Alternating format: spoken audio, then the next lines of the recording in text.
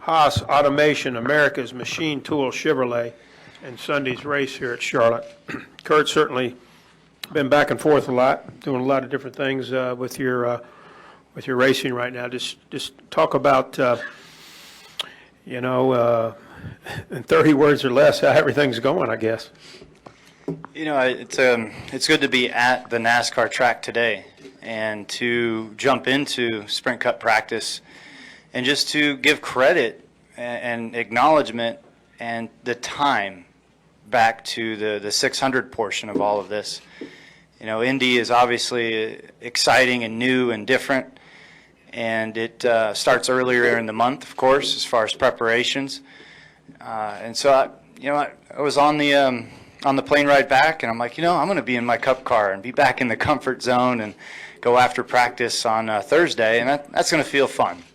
And so I'm really excited about getting in the car today and shaking down the car, making laps, and then trying to tailor the setup around finding the right comfort zone that we'll need for a full 600 miles.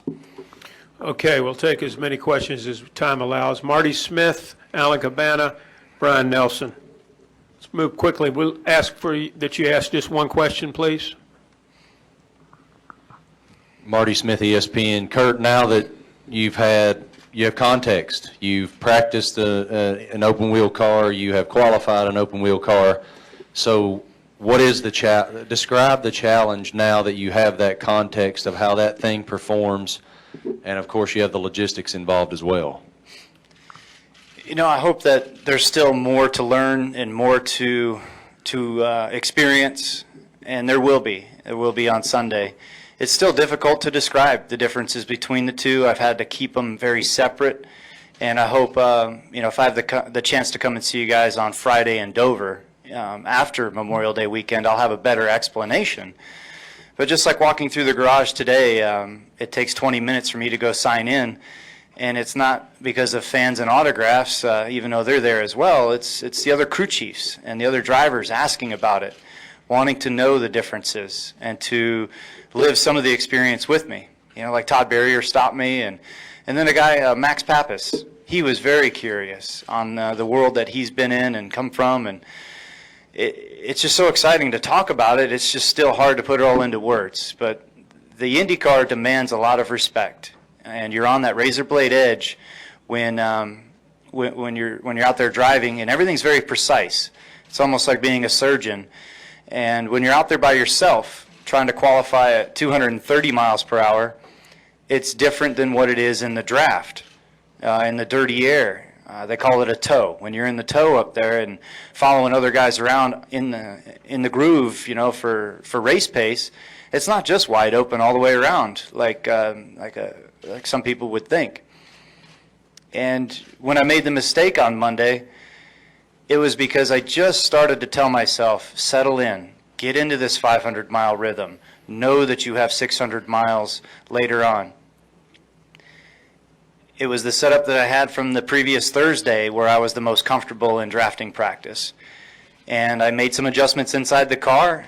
I didn't stay on top of the turns 1 and 2. The south end of the track is different than the north end of the track there. The wind angle was at the most different, awkward angle that I've had during the whole month of May. And turn 2 bit me. And I'm glad that I experienced it. I mean, I might sound stupid by saying that, I'm glad I wrecked it 220 miles an hour. But if I didn't put myself in that position, I would have done that on Sunday, possibly 50 laps into the race. And that's how you have to advance through life, is to learn from your mistakes. And so it was a mistake that I wholeheartedly put myself in, and it's because I just started to feel comfortable. I just let my guard down a little bit, and that IndyCar jumped up and bit me. When I came here and ran the All-Star race on Saturday night, jumped in there cold turkey for qualifying, coming down pit road at 150 miles an hour. I mean, that's a blast. There would never be another day that I came into so many things unprepared. And when I got through with the qualifying lap down here, I'm like, man, I'm a fish out of water. I'm making way too many wheel movements, throttle inputs, steering inputs. I'm just all over the place. I got to let the stock car do its normal flow. You have to let the car move before you react to it. In IndyCar, you can react to it right away. So it's very precise with the IndyCar. A stock car, you have to let it flow. Brian, right here, Brian Nelson, and then David Caravello. Brian Nelson with MRN. Kurt, I heard a comment where you were talking in general terms about the physicality being different, just the demands on your body and how you had to train for this IndyCar experience. So, I mean, can you get into specifics on that and how the demands of an IndyCar versus a stock car require you to train differently? Well, it's not an IndyCar versus a stock car. It's just being prepared for 1,100 miles. Upper body strength is important in both. Core strength is what I've worked on these last 6 months. It's to be able to use your core to not overexert your arms or to have your legs cramp up. And it's to be as prepared as you can be for the marathon portion of this. So the demands from driving both cars are the same on the body. It's just I have to be ready to do 1,100 miles. And so running to the gym, keeping my heart rate elevated while I'm there, doing martial arts type of activity in a boot camp style formula to whereas it keeps your heart rate up for that full hour and then run back home from the gym. And this week it's been great to add in the full nutrition portion of the program to come in on the first part of the week with low carbs and maintaining the protein, but then it'll start tomorrow night with loading up on carbs and almost being at the big fighter weight that you would expect to see a guy with the extra weight, just so that I know that I'm going to burn all that off on Sunday. Let's go to David Caravello and then to Kelly here on the front row. David Caravello, NASCAR.com. Kurt, you referenced the curiosity in the garage over this double attempt. I mean, if it goes well on Sunday, do you think other guys might be tempted to maybe give it a shot one day? I'm a racer. Tony Stewart's a racer. Robbie Gordon's a racer. John Andretti's a racer. This is a true test of what your commitment level is on being a racer. There's so many practices, back and forth, the travel, the logistics. The fun meter's pegged right now. I'm having a blast doing it. You just have to know it comes with a lot of hard work. And I encourage others to try it out. At the end of the day, though, motorsports to me is my family. It's my home. And the NASCAR side, I've been here 15 years. And I always open the USA Today or click on different websites for Memorial Day weekend, and it's about our military and the red, white, and blue all the time. But Memorial Day weekend is a time for motorsports to shine, and it starts with Monaco, it goes through Indy, and it ends here in Charlotte. I'm doing this for a lot of different reasons, but at the end of the day, I think motorsports can use the shot in the arm to go, you know what, this is a guy that's never been in an IndyCar. We want to watch that race, and then we want to follow him to Charlotte to see what he can do down there running that full 600 miles. Let's go to Mike Solardi, Alan Cabana, and then Kelly.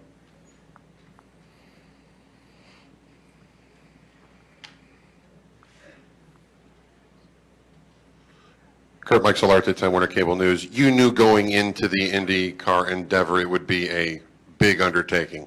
Is it bigger than you thought it would be, or is it about as big as you thought it would be? I mean, because we've watched kind of you go through the certification and the training and all that stuff, and then your practices and qualifying. Is it bigger, or have you handled it as best as possible? Or I mean, how would you assess this process to this point? Well, it's a good question. It's a different discipline of motorsport, and it's a tough car to drive, just like a Sprint Cup car is tough to drive. It hasn't been overwhelming, no, but at the same time, each day in the IndyCar, I'm a student, and I'm learning. And how many times have we all told ourselves, if I know now what I could have known then, or if I said that right, I don't know. The way to approach this is to have fun. I have zero IndyCar experience, and I'm trying to elevate my game over there to be competitive. And yes, it's difficult. Those guys are good at what they do. I had a shot at the Fast 9, but that's when you have a fast car to do that with. And the Andretti Autosport guys have prepared a beautiful car for me to drive up there. My rookie orientation car was different than the one that I qualified, and now I'll have a different one in the race. It shows the level of craftsmanship that the IndyCar guys can put into their cars, and then the level of ability of their drivers. I'm sitting on the fourth row And that fourth row ended up with a ton of credentials because we were all the guys that didn't make the final 9. And it's Montoya, it's Scott Dixon, and myself. That's all the way to 12th place. And the names can go on and on up there on who's in that field. So I'm just one guy, though, out of 33 racing up there. And I'm one guy down here racing against 43. It's just been a blast to be able to do this in my career and to say, at 35 years old, I'm at the peak. I'm feeling great about the Cup car.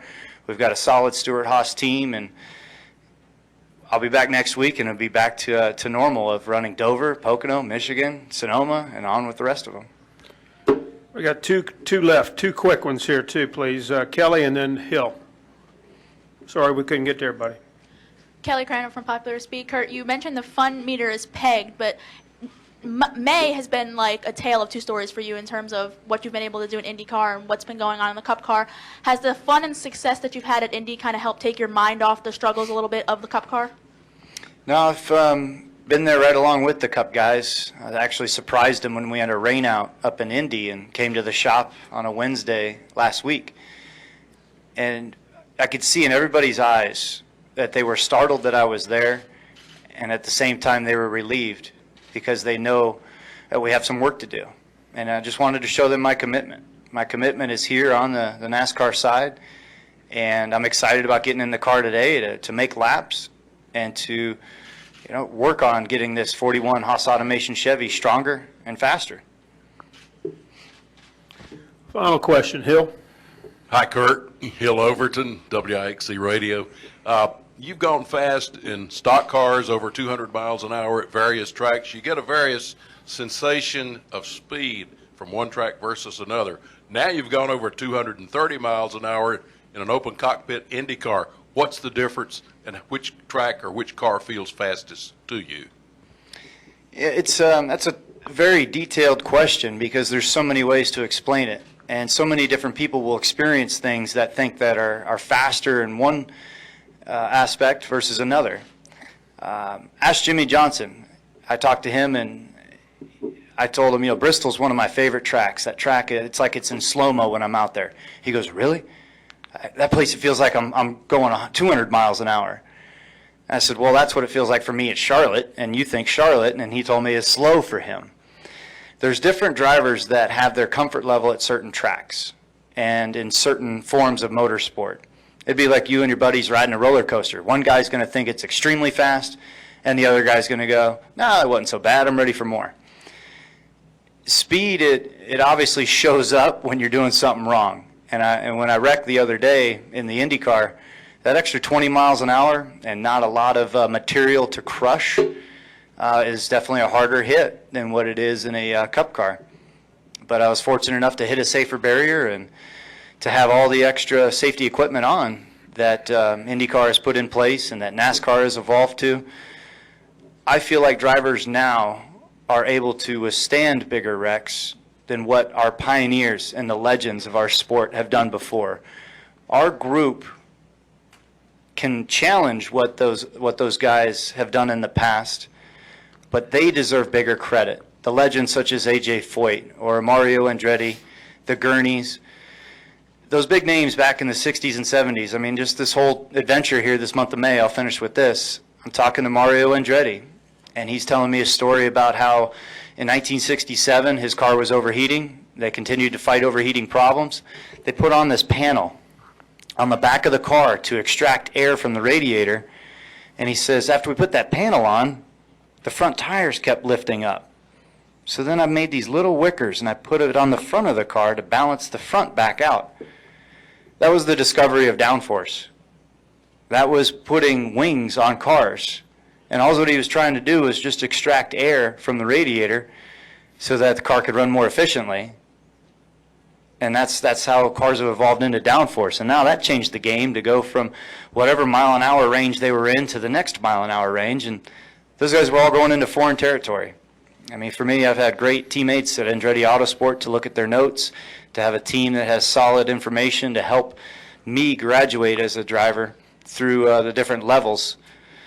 It's been an amazing experience. It's been a lot of fun, and I can't wait to get in the Cup car today and to finish this journey on Sunday with a strong 1,100 miles.